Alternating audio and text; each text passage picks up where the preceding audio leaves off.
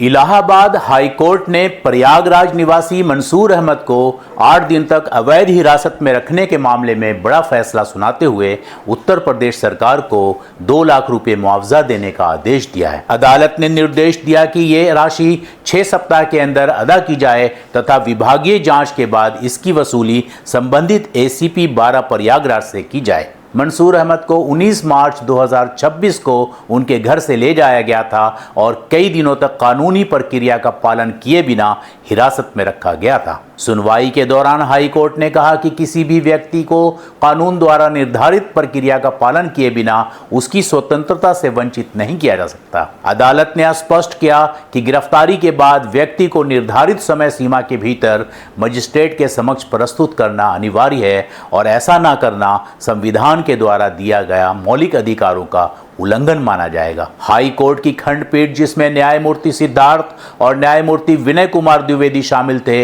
ने कहा कि किसी भी नागरिक की व्यक्तिगत स्वतंत्रता संविधान द्वारा संरक्षित मौलिक अधिकार है और कानून की निर्धारित प्रक्रिया का पालन किए बिना किसी व्यक्ति को हिरासत में रखना अस्वीकार्य है। मंसूर अहमद, जो प्रयागराज के निवासी हैं, को पुलिस ने शांति भंग की आशंका से जुड़े प्रकरण में हिरासत में लिया था। कोर्ट के समक्ष ये तथ्य आया कि उन्हें लगभग 8 दिनों तक हिरासत में रखा गया और ये कहा गया कि उन्होंने पर्सनल बॉन्ड भरने से इनकार कर दिया था, जबकि रिकॉर्ड में ऐसा कोई साक्ष्य नहीं मिला कि उन्होंने पर्सनल बॉन्ड भरने से इनकार किया हो। इसी आधार पर अदालत ने हिरासत को अवैध माना। इसी प्रक्रिया के मामलों में इलाहाबाद हाई कोर्ट ने यह भी निर्देश दिया कि यदि किसी व्यक्ति को 24 घंटे से अधिक अवैध रूप से हिरासत में रखा जाता है तो उसे 25,000 रुपये प्रतिदिन की दर से मुआवजा दिया जा सकता है। यही सिद्धांत मंसूर अहमद के मामले में लागू होने के कारण 8 दिनों की अवैध हिरासत पर कुल 2 लाख रुपये मुआवजा निर्धारित किया गया। अदालत ने कहा कि पुलिस और मजिस्ट्रेट